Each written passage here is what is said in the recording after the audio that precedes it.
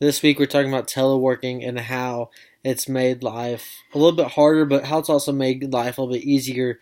And in my own world and in my own experience, I've noticed the good and the bad of it from being able to work from home, being able to make phone calls, texts whenever you remember and everything. But the bad side is just as our next question is, it's hard to unplug.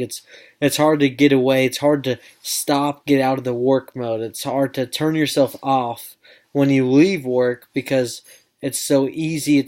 We're so equipped nowadays just to work from our phones.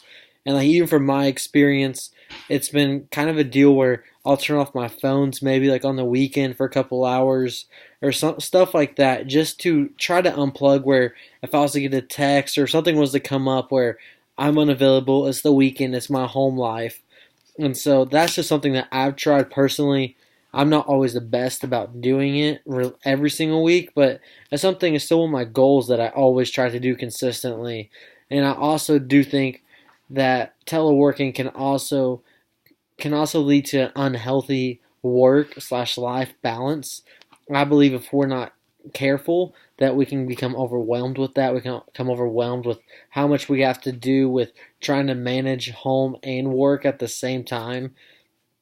And really, that's the way it wasn't meant to be. We weren't meant to balance home and work at the same time. And so I just think it's something that we have to be careful of just to make sure we're always coming back and we're always coming back just to reflect and always coming back just to focus on what's going on in that moment. Am I at work? Am I at home?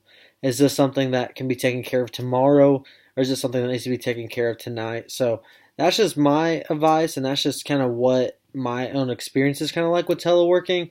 I do believe it's a good thing because it makes us way more flexible, but I do believe it's just like anything else. It comes with the bad side as well. And so it's really just how we handle it, how we treat it. So that's all I got on the subject.